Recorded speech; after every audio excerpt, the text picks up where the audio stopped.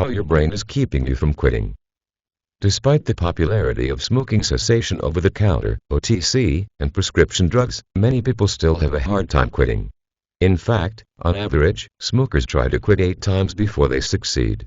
If smoking were a purely physical addiction, it seems pharmaceutical drugs would be more successful than they are.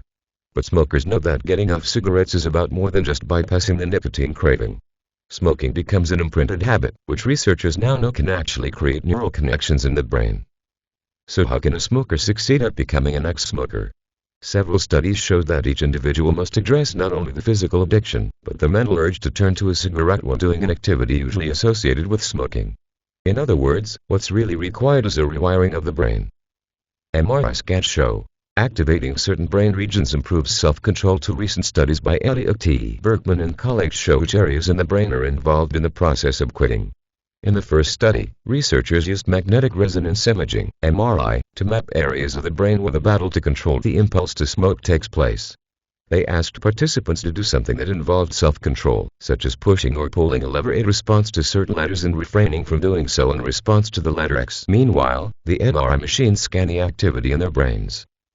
In a second related study, researchers provided 8 text messages a day for 3 weeks to remind participants to document their cravings, mood, and cigarette use.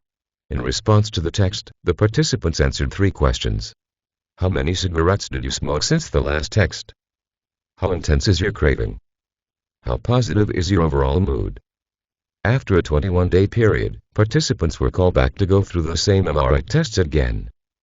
Results of the study showed that certain parts of the brain, when activated, help people resist the urge to smoke. The more you activate those 3 brain regions where you are engaging successfully in stopping, said lead researcher Elliot Berkman, the more likely you are to successfully deal with your cravings in real life.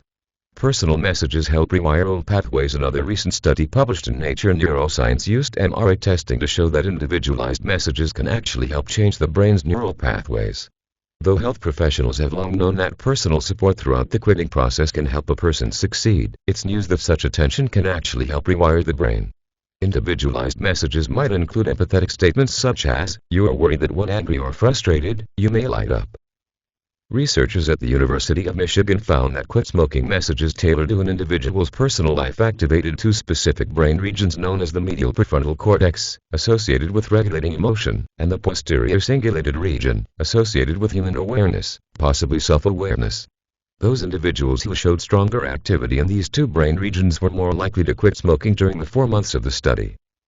Concentration exercises may help change. Brain science is a long way from solving the issues involved in smoking addiction.